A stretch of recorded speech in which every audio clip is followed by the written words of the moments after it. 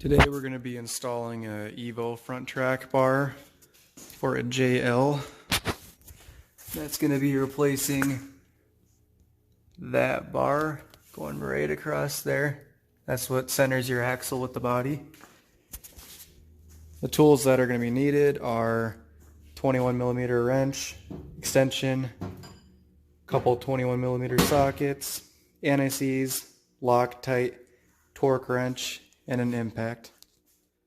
To start off, you're going to want to unthread this Johnny joint to put anti-seize on that. That's to avoid it seizing up and rusting shut. You do the same with all of the control arms and everything like that.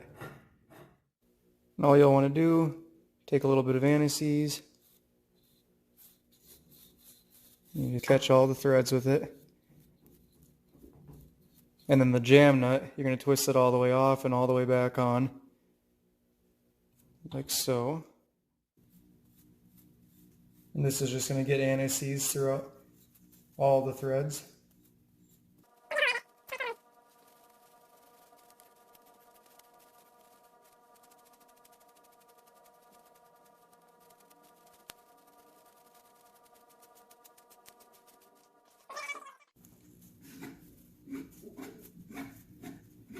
Set it back on most of the way because when we take the stock track bar off, we'll figure out what length we should set this at to get a good starting point at.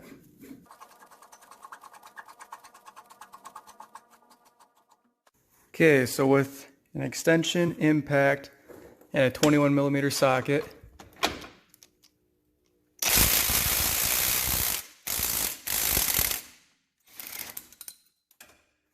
we can now remove this bolt.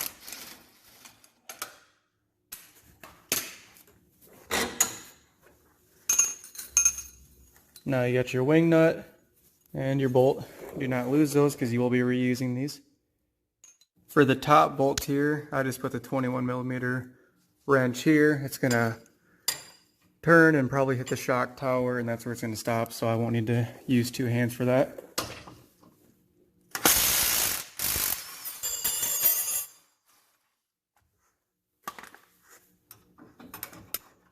Track bar might fall, or you might have to persuade it out a little bit.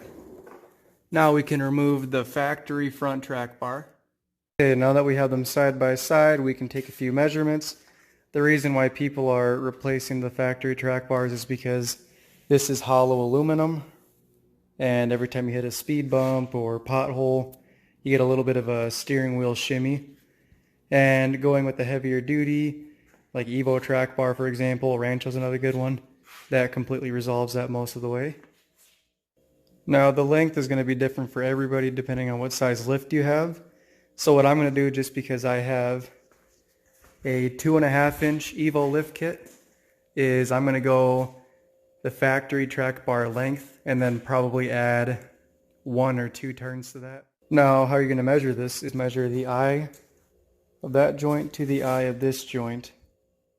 As you can see here, I am at about 33 3/4 of an inch.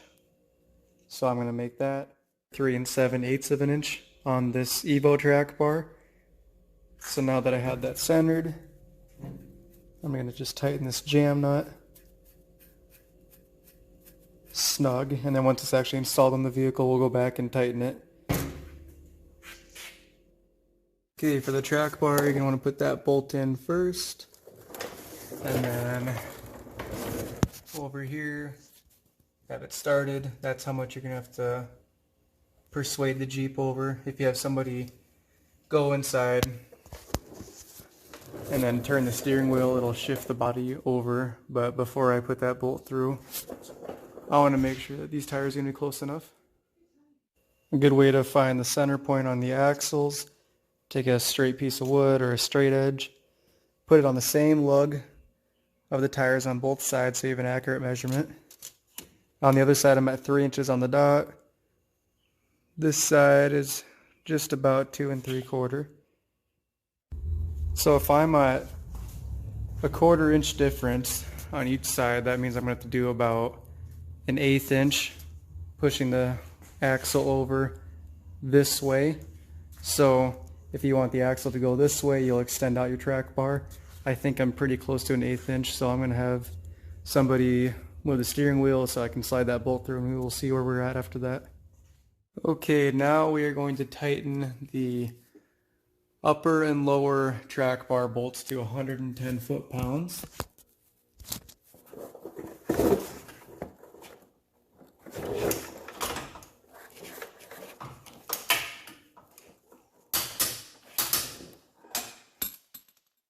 Now you'll want to take an 7/8 wrench here to tighten up that jam nut. I have this one because of my evil control arms. Same exact size jam nut.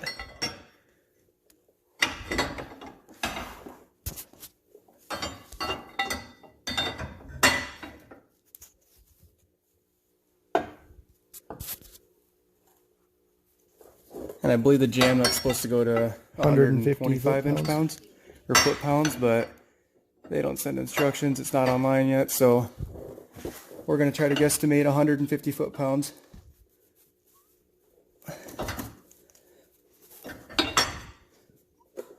Or until it stops moving like that.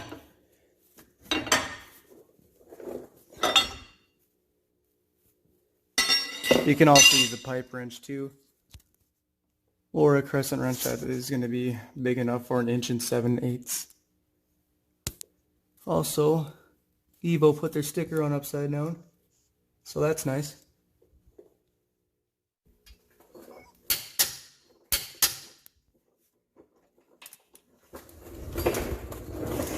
And just like that, we installed a new adjustable front track bar. Now what you're going to want to do is go drive around the block, and then your axle will kind of center itself, and then you can take your same measurements again and see if your front axle is centered to your liking.